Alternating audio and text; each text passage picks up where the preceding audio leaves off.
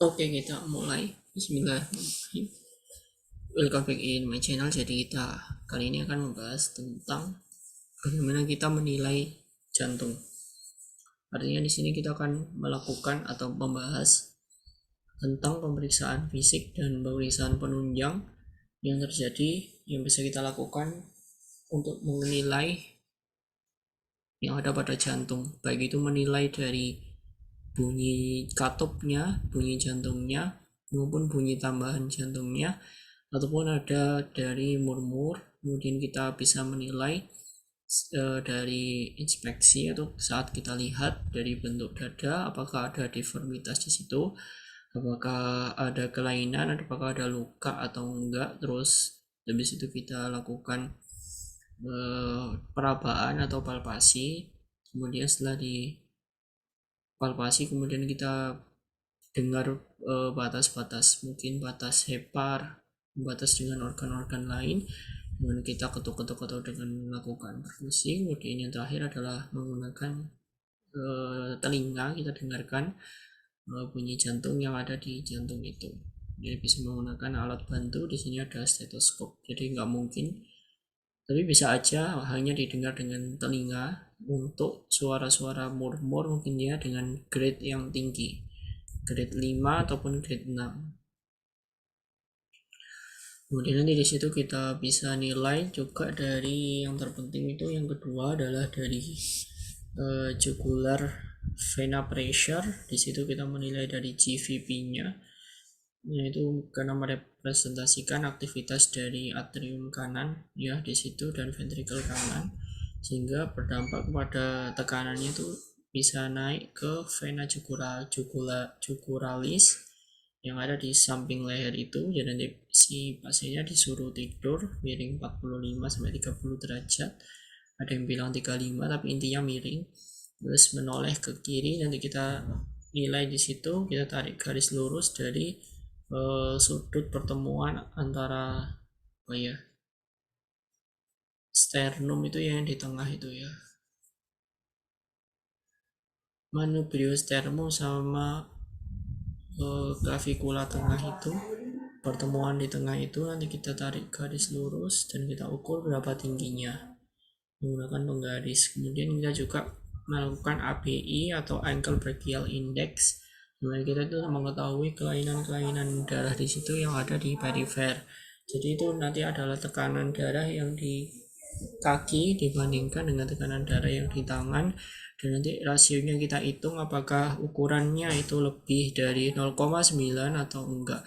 Kalau misalkan lebih dari 0,9 berarti normal, kalau kurang dari itu berarti akan ada gangguan tekanan perifer di situ. Kemudian kita juga bisa menilai dengan melakukan pemeriksaan tambahan lain, contohnya dengan tensi yang berbasis di rumah, kemudian treadmill. Kemudian bisa juga melakukan pemeriksaan echo ya, echo itu bisa untuk pemeriksaan aritmia, terus bisa pembuluh darah tepi tadi dengan USG dengan API, kemudian bisa USG Doppler. Ini nanti di akhir akan membahas sedikit tentang arteriosklerosis gitu ya. Oke, langsung aja kita mulai. Kriteria pertama untuk pemeriksaan jantung itu adalah dengan historical taking atau anamnesis ya. Jadi di anamnesis itu saya ingat jadi perkataan dari dosen gitu, kalau misalkan kita anamnesis, kita tahu tanda-tanda penyakit ini itu apa, terus penyakit ini itu apa, itu dari kuliah, artinya adalah kita belajar gitu ya. Jadi kalau dari anamnesis bisa kita lihat dulu yang pertama dari mungkin dari keluhannya. Nah, keluhan yang paling sering itu adanya angina atau perasaan gak nyaman gitu ya. Habis itu ada nafas yang cepat jadi pendek dan apa namanya menggos-menggos gitu. Dan yang paling sering juga kalau kita palpasi itu mungkin ada apa namanya pulsus atau ada kayak gangguan-gangguan lain di situ tuh sering. Bentar. Nah gitu. Terus mungkin bisa juga dilihat dari wajahnya itu, di kakinya juga bisa dilihat apakah ada bengkak di kakinya. Terus ada juga mungkin dari lidah, dari tangan bisa dilihat apakah ada tanda-tanda sianosis. Jadi sianosis itu ketika perfusi pada organ-organ di perifer itu kurang. Makanya CO2 itu banyak di situ karena tidak ada O2 yang bisa melakukan perfusi di situ. Nah, CO2 itu warnanya adalah biru. Jadi itulah tanda-tanda cyanosis di tangan bisa dilihat adanya clumping finger. Kemudian ada apa ciri-ciri lain, misalkan ada nanti EI atau endocardial infection, itu endocarditis infection itu bisa ditemukan bentuk tangan yang mungkin agak lain gitu ya, atau clumping finger. Nanti akan dibahas detail lagi di waktu topik tentang MPE. Jadi myokarditis, perikarditis, endokarditis. Jadi gangguan pada lapisan-lapisan jantung itu, dinding jantungnya. Nah, habis itu bisa juga dilihat juga mungkin ada kelainan, misalkan pada ACS itu ya ada nyeri ya, nyerinya 20 menit. Habis itu baik de novo juga minimal adalah CCS 3. Terus bisa dilihat apakah ada keringat dingin di situ, apakah ada keral dingin, itu bisa dilihat di situ. Kemudian dari mata mungkin bisa melihat tuh di situ apakah ada kuning atau enggak. Dari telapak tangan juga bisa, itu dari melihat dulu. Jadi apa namanya, dilihat itu benar.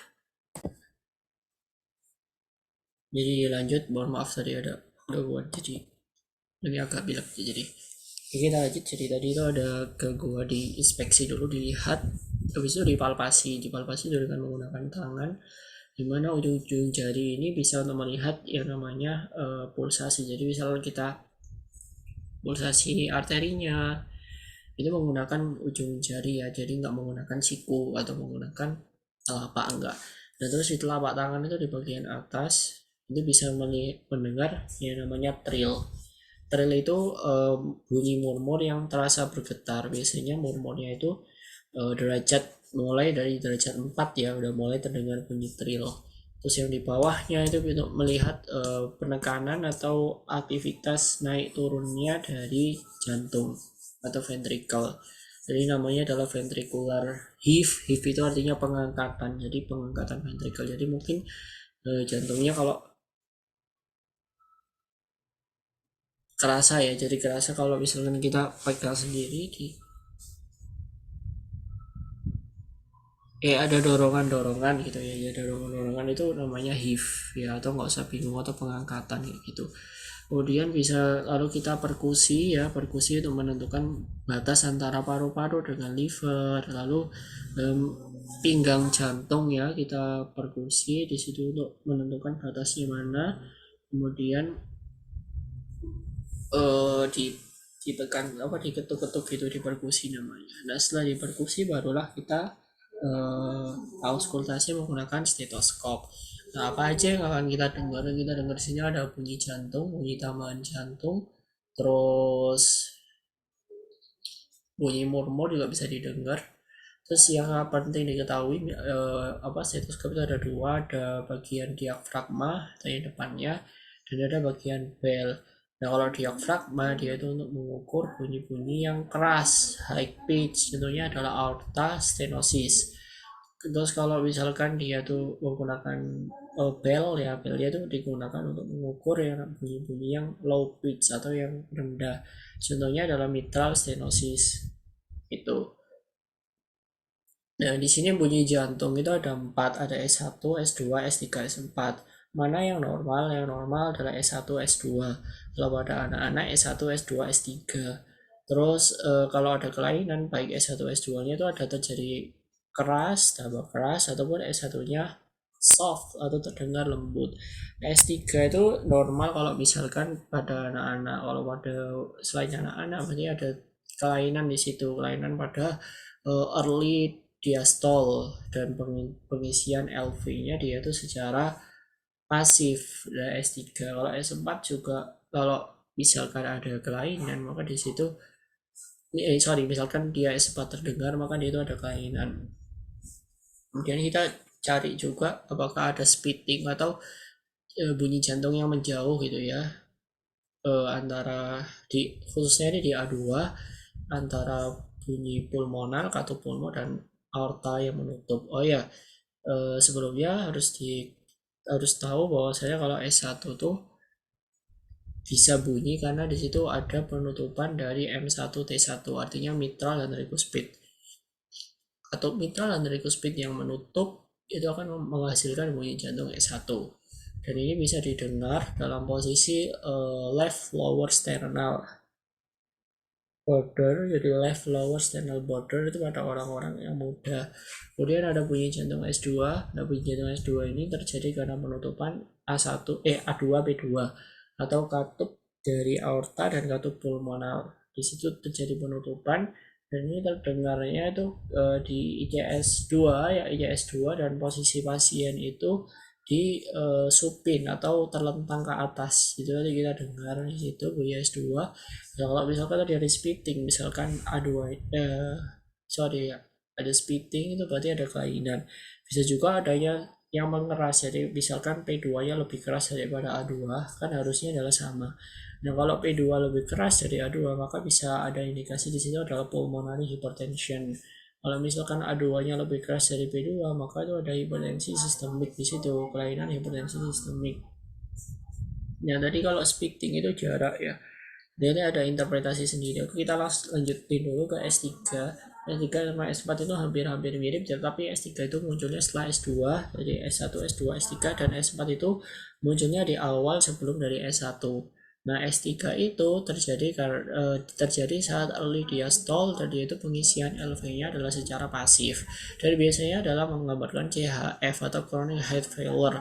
Nah, kemudian kalau S4 itu terjadi karena bunyi yang late atau bunyi yang end diastole, dan dia itu pengisian LV-nya dia itu akan secara aktif gitu ya, dan bunyi S4 ini biasanya nggak terdengar. Kalau S3 itu seringkali dalam beberapa kondisi khususnya pada anak-anak itu terdengar normal. Nah, sekarang kita bahas interpretasi dari S1, S2, S3, S4 ini cukup banyak dan cukup complicating gitu ya. Jadi untuk S1 biasanya kalau mengeras dia itu biasanya adalah MS ya, mitral stenosis, itu terjadi pengerasan. Biasanya pada MS itu juga terjadi opening snap itu atau bunyi tambahan jantung. Nanti kita bahas ya di bunyi tambahan jantung habis ini. Nah, di selain opening snap bisa juga terjadi atrial fibrillation. Kalau misalkan dia pelan, maka dia incomplete valve immobilization. Habis itu bisa juga terjadi MR ya, mitral regurgitation, atau severe RI, AI, tapi aku nggak tahu ini apa. Terus S2 ini misalkan terjadi pengerasan, maka di situ tergantung. Nah, S2 kalau pengerasan ini kan dia itu ada dua katup ya, ada katup pulmonar atau ada katup aorta. Nah, kalau misalkan pulmonar yang mengeras, maka dia itu bisa menyebabkan atau menandakan adanya pulmonary hypertension, atau bisa juga menandakan dia itu adanya sistemik, enggak, mohon maaf, aortic dilatation. Nah, kalau A2 yang mengeras bisa juga dia itu terjadi systemic hypertension. Terus ada juga yang namanya sepsis gitu ya, juga bisa terjadi di situ. Nah, kalau S3 yang terdengar itu biasanya gagal jantung kanan, nanti biasanya juga disertai dengan GVP yang meningkat, yaitu kalau misalkan di GVP-nya juga meningkat. Nanti juga GV meningkat itu juga terjadi di tempo nada jantung dan trias dan trias back. Ini akan kita bahas aja itu kan komplikasi dari dinding jantung, jadi bisa menyebabkan tempo nada jantung. Nah, kita bahas lebih dalam aja di bagian penyakit dinding jantung. Habis itu kalau pengerasan lain bisa juga terjadi hipotermia, terus sepsis gitu ya. Kalau S4 yang mengeras, dia itu bisa menandakan adanya iskemik atau infak dari left ventricle atau iskemik tadi ya. Habis itu bisa juga dari restrip kardiomyopati. Nah, kita akan menilai dari spitting atau bunyi yang menjauh. Nah, ini biasanya ada hubungannya nih ya. Nah, kalau misalnya dia menjauhnya sangat lebar, itu bisa terjadi RBBB, bisa juga terjadi severe mitral regurgitation atau mitral regurgitasi yang arah RBBB ya. Habis itu bisa juga ASD. Jadi ada defect di septalnya ya, di bagian atrium, jadi bisa bunyi. Kalau misalkan dia itu spittingnya parodiksal, maka dia itu TR, WBW, dan LBBB. Jadi ini aja yang harus dibedain aja. Kalau misalkan spittingnya luas, maka dia itu dari si VMR, terus RBBB, bisa juga terjadi yang namanya ASD. ASD yang secondary. Habis itu kalau yang melewasnya itu paroxysmal, itu bisa terjadi LBBB, bisa terjadi WBW syndrome, itu bisa terjadi yang namanya severe tricuspid regurgitation. Habis itu udah. Nah sekarang bunyi jantung itu ada 1, 2, bentar, 1, 2, 3, 4, 5. Jadi ada 5. Jadi mid diastolic click, ada bunyi yang pertama adalah bunyi systolic click, systolic ejection click, lalu ada mitral klik, pokoknya mitral klik juga, lalu ada opening snap, lalu ada tumor flop, dan juga ada yang namanya pericarditis knock. Jadi ini mungkin ada lagi ya, tapi kurang tahu karena belum dicari ya. Jadi kalau misalkan systolic ejection click berarti bunyinya terjadi setelah S1, setelah systolic. Habis itu ada juga mitral click juga, mitral valve prolapse click, jadi ini mid systolic click. Nah habis itu ada juga opening snap. Nah opening snap ini biasanya terjadi kenapa? Karena katup mitral itu tiba-tiba tegang gitu ya. Biasanya terjadi pada MS atau mitral stenosis. Habis itu terjadi tumor flop. Nah tumor flop ini biasanya dia tuh terjadinya tuh setelah S2, setelah bunyi S2. Jadi end diastolic low pitch, biasanya bunyinya pelan, end diastolic low pitch after S2 gitu. Habis itu yang berikutnya ada pericarditis knock. Nah ini biasanya terjadi pada pasien-pasien yang mengalami infeksi di perikardiumnya atau perikarditis di situ, sehingga di situ kan akan terjadi konstriktif atau penyempitan. Nah feeling atau saat pengisian, bukan perasaan ya, feel FILL, jadi saat pengisian itu karena jalurnya konstriktif atau terhambat tadi karena perikarditis knock, maka dia itu akan terjadi bunyi tambahan jantung di situ. Oke, itu tadi adalah bunyi-bunyi jantung, dan selanjutnya kita akan mendengar murmur. Nah, untuk murmur ini merupakan bunyi tambahan jantung. Kenapa bisa terjadi murmur? Ya, jadi murmur yang pertama bisa terjadi karena semburan. Jadi darahnya itu menyembur melewati daerah yang sempit. Jadi sempitnya mungkin karena katupnya mengeras itu ya, atau karena konstriktif tadi, makanya bisa terjadi murmur. Lalu yang kedua adalah aliran darah balik, ya, atau backward. Jadi terjadi di situ akan terjadi tabrakan antara aliran darah yang harusnya ke bawah bertabrakan dengan aliran darah yang dari bawah ke atas. Jadi itu akan terjadi tabrakan arus di situ, atau biasanya terjadi turbulensi. Nah turbulensi di situ akan membunyikan bunyi murmur. Terus berikutnya ada ASD ataupun VSD. Jadi itu ada defect di bagian septal ya. Harusnya darah itu antara misalkan atrium kanan atrium kiri itu nggak saling berhubungan, itu ya nggak masuk. Nah mana ada defect atau ada kerusakan di situ di bagian septal yang membatasi tengahnya itu, maka darah itu bisa sedikit bocor. Nah kebocoran ini akan menyebabkan turbulensi ini dia itu akan menyebabkan bunyi murmur. Nah murmur itu biasa kita lihat misal kalau di PPT ya ada timingnya dulu, habis itu grading, lalu shape bentuknya, lalu pitchnya, lalu radiation atau penjalaran. Nah ada satu metode lain atau singkatan lain di mana kita bisa mendengar murmur itu biasanya dengan script. Jadi S-nya adalah site atau lokasinya, di mana lokasinya. Ini penting karena lokasi katup itu beda-beda dan lokasi bunyi murmurnya beda-beda. Nanti kita bahas lebih detail lagi ya. Jadi misalkan murmur itu bisa ada yang menjalar ke atas kepala, bisa menjalar ke belakang, gitu ya. Ada murmur yang terlokasi di situ, misalkan di ICS 2 itu murmur apa berarti di situ. Nah, nanti kita bahas lebih detail lagi di saat gangguan katup ya. Nah, side terus tadi C-nya adalah karakteristik. Jadi karakteristik murmurnya gimana? Ya, apakah crescendo atau makin lama makin mengeras, atau descendo dari keras ke pelan, atau crescendo descendo jadi terus gitu, jadi pelan naik pelan gitu. Di situ R-nya kan script ya, SCR, R-nya radiation atau penjalaran, kayak tadi penjalarannya yang bisa menjalar ke belakang apa, yang bisa ke atas karena saking menyembur ya, jadi di kepala itu terdengar bunyi murmur di situ. Terus I-nya adalah intensity, jadi intensitasnya gimana gitu ya, apa gradingnya. Jadi intensitas itu dinilai seberapa keras murmurnya itu dari grading. Ada grading 1, grade 2, grade 3, grade 4, grade 5, grade 6 kayak gitu. Habis itu intensitas udah. Habis itu P. P-nya adalah pitch. Pitch-nya itu apakah keras apakah pelan, nanti kita tentukan dengan menggunakan keras itu misalkan AS ya, keras menggunakan diafragma. Kalau pelan menggunakan bell gitu ya. Habis itu P, terus T-nya adalah time. Time-nya kapan nih? Apakah munculnya waktu sistolik, setelah sistolik, apakah waktu diastolik? Ya itu kita harus hafal.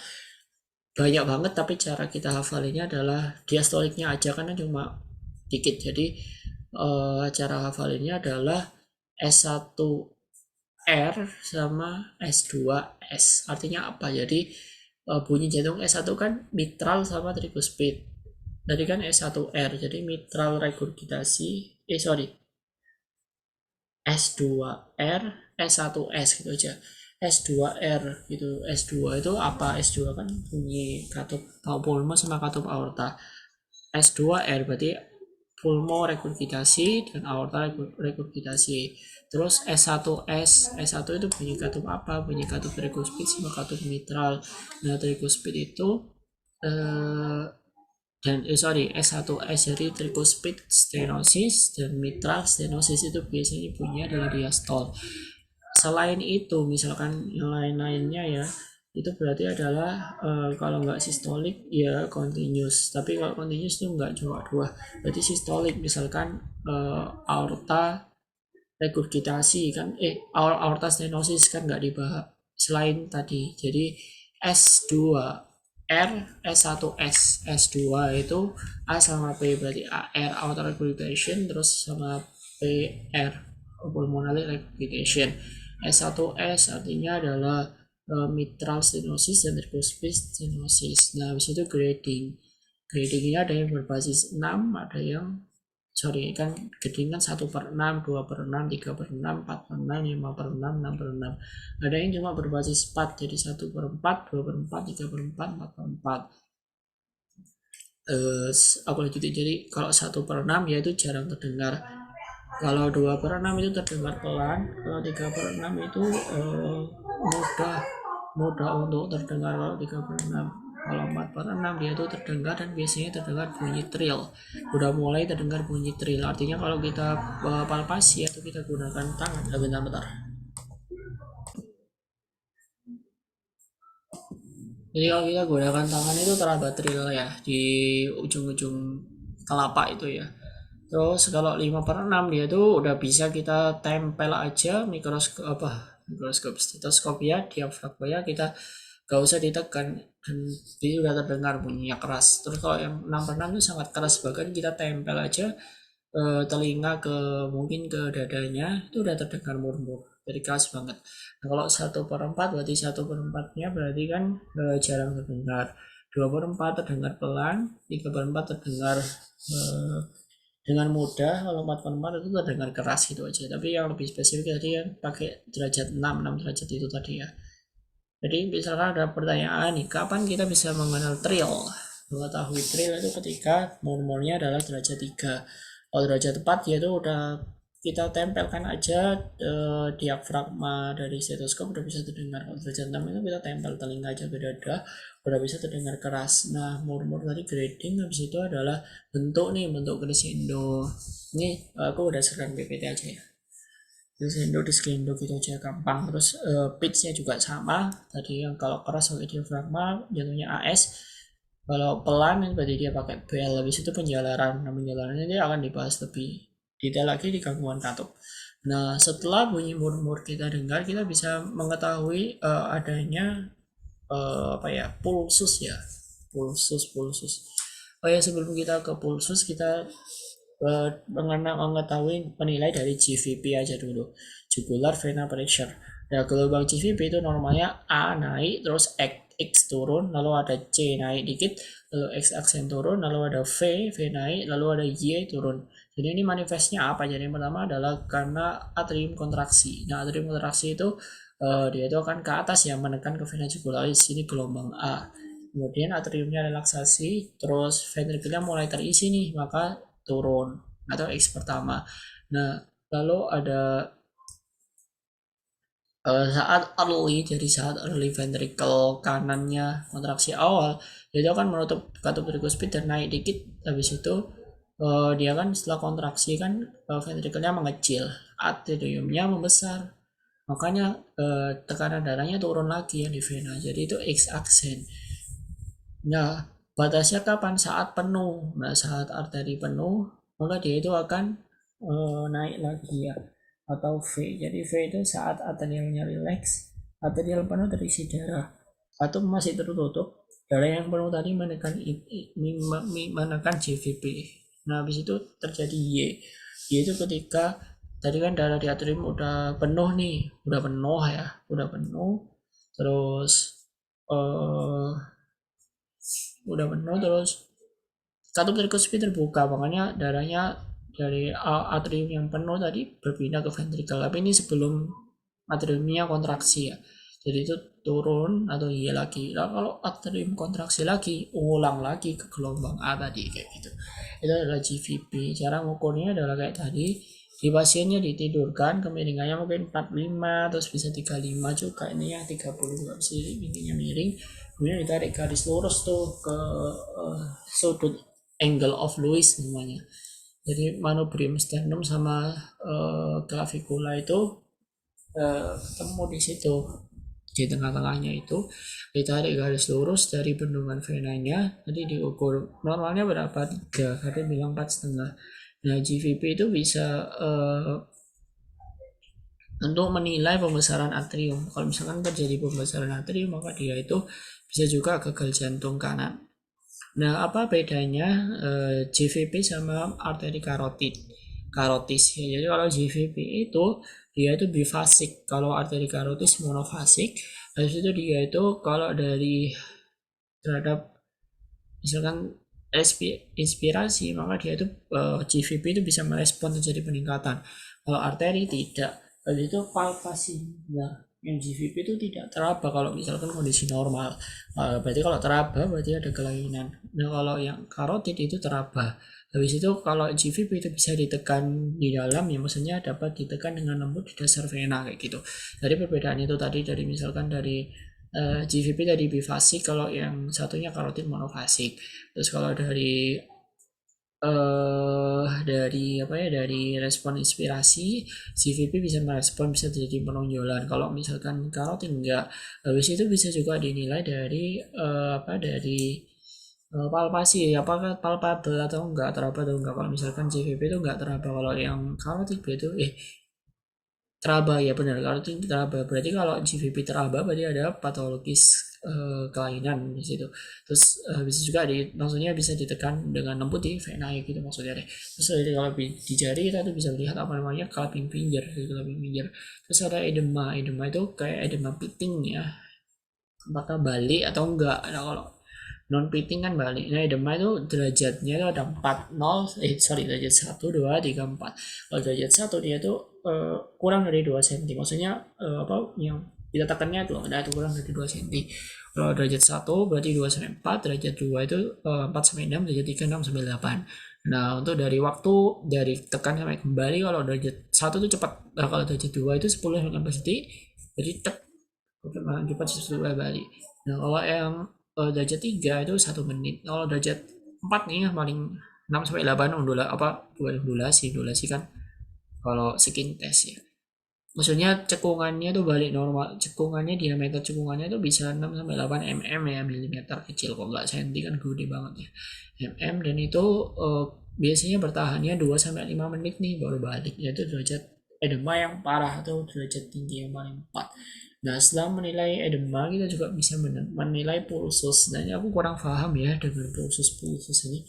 Jadi pulsus ada pulsus bisferan, ada pulsus parvus etandus, pulsus paroxysmus, pulsus alternat defisit, pulsus hammer.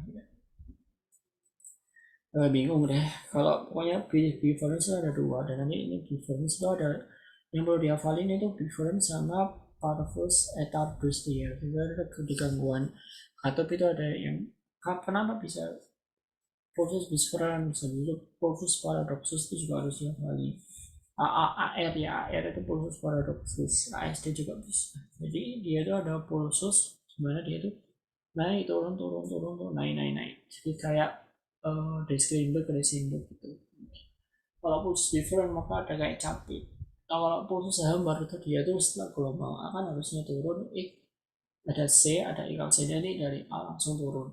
Gitu. Kalau pulsus asteren itu ada kayak gitu tapi naik turun naik turun naik. Jadi yang tinggi A nya tuh tinggi pendek itu pulsus alternan gitu ya. Kalau pulsus yang lain kurang lebih itu bisa dicari sendiri, aku juga belum nyari gitu. Jadi kita bisa menilai ABI atau angka brachial index. Nah, ABI ini bisa untuk menilai kelainan-kelainan perifer yang ada di situ gitu.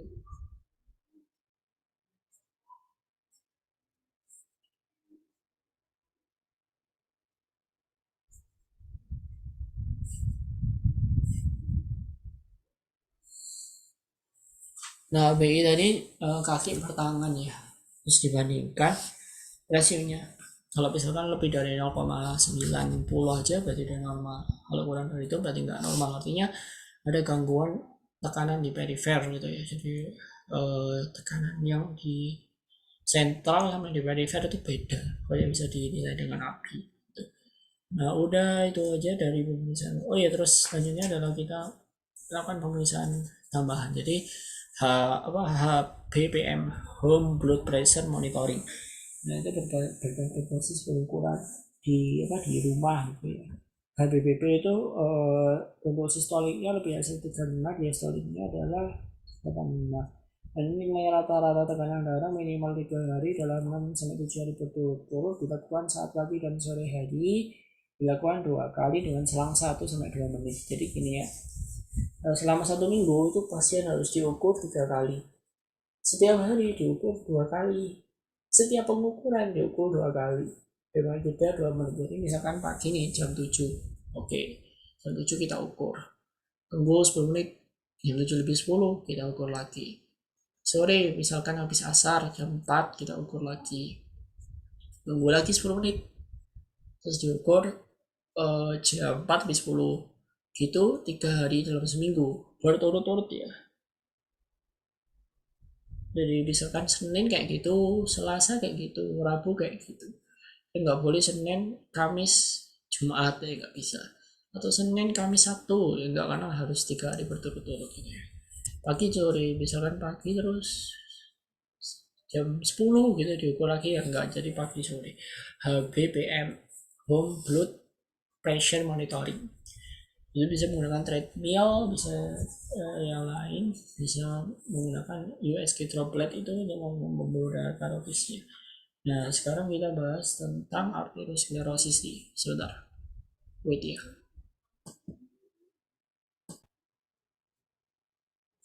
Oke, jadi kita lanjut dari kelainan arteriosklerosis ini. Jadi untuk stage 1, dia itu akan terjadi yang namanya inisiasi plak.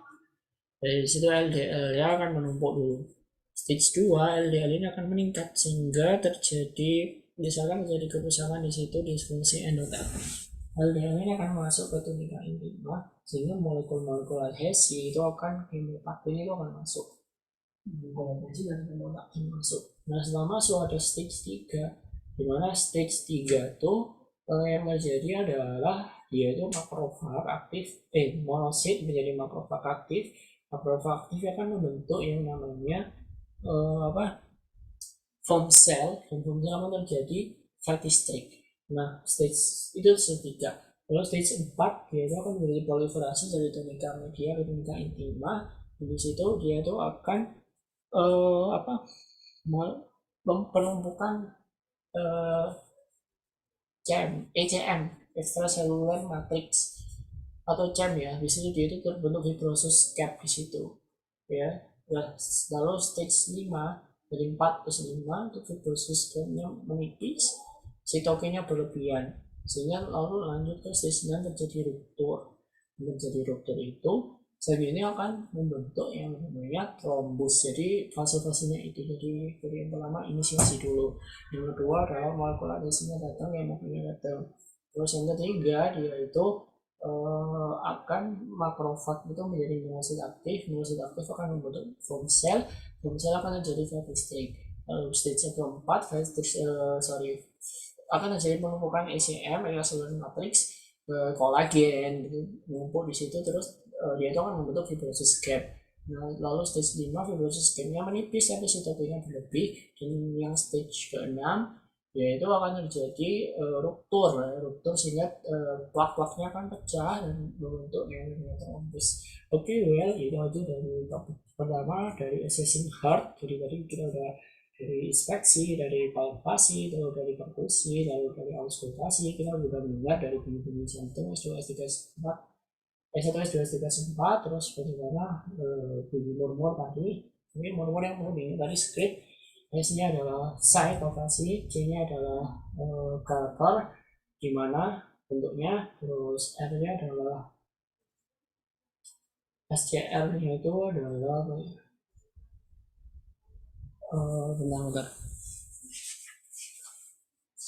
bentar, aku buka lupa tadi.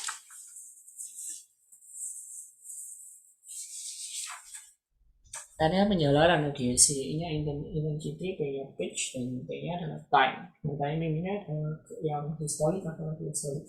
Diastolik itu adalah S2R atau S1X, gitu aja. Terus bisa dari JVP, jadi pulsus, sebenarnya pulsus etagus,